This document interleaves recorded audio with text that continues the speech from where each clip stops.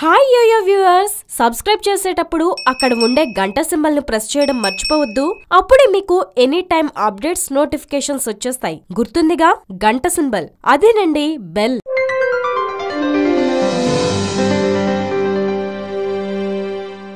Fire brand image కు తగ్గట్లే వైఎస్ఆర్సీపీ మహిళా MLA RK రోజా మాటలు వాడివేడిగా ఉంటాయి.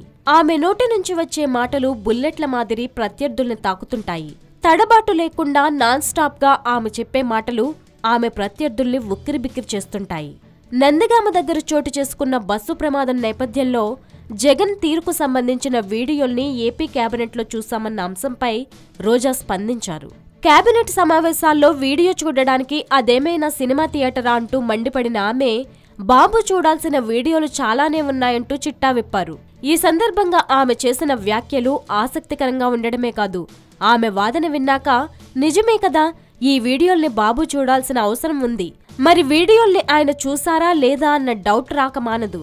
రోజా విప్పిన చిట్టాలో బాబు చూడాల్సిన వీడియోల వివరాలు చూస్తే, ఏ రాష్ట్రంలో ఏ ముఖ్యమంత్రి చేయని దౌర్భాగ్యమైన పని, రేవంత్ రెడ్డిని పంపి ఎమ్మెల్సీ సీటు కొనుగోలుకు 5 కోట్లు ఇస్తూ పట్టుబడిన వీడియో, మా వాళ్లు దే బ్రీఫ్డ్ మీ అంటూ అడ్డమైన ఇంగ్లీష్లో మాట్లాడిన వీడియో, గోదావరి పుష్కరాల్లో తొక్కిసలాటలో 29 మంది మరణించిన వీడియో, టీడీపీ ఎమ్మెల్యే చింతమనేని ప్రభాకర్ ఆగడాల్ని అడ్డుకున్న మహిళా అధికారి వనజాక్షిని ఎలా కొట్టారో చూపే వీడియో, జానీమూన్ అనే మహిళను తన కుటుంబానికి మంత్రి రావెలతో ప్రాణహాని ఉందంటూ బోరుమన్న వీడియో, బాబు చూడాల్సిన వీడియోల చిట్టా విప్పిన రోజా సీఎం తీరును తీవ్రస్థాయిలో తప్పుపట్టారు. విపక్ష నేత జగన్ పై తీర్మానం చేశామని చెబుతున్న ముఖ్యమంత్రి బస్సు ప్రమాదంలో మరణించిన ప్రయాణికులకు నష్టపరిహారం ఇప్పించాలని మాత్రం ఎందుకు తీర్మానం చేయలేదని ప్రశ్నించారు. గతంలో ఎప్పుడూ లేని విధంగా ఐఏఎస్ అధికారులు తీర్మానం చేసి మరీ సీఎంకు ఇచ్చారని, రాష్ట్రంలోనే అత్యున్నత అధికారి అజయ్ కల్లంకు జరిగిన అవమానం వారికి కనిపించలేదా అని ప్రశ్నించారు.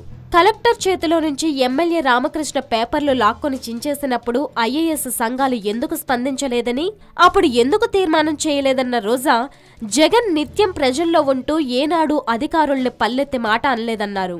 నిబంధనలకు విరుద్ధంగా ఎవరైనా వ్యవహరిస్తే, దురుసుగా ప్రవర్తిస్తే ఎవరికైనా కోపం రాదా అని అడిగారు.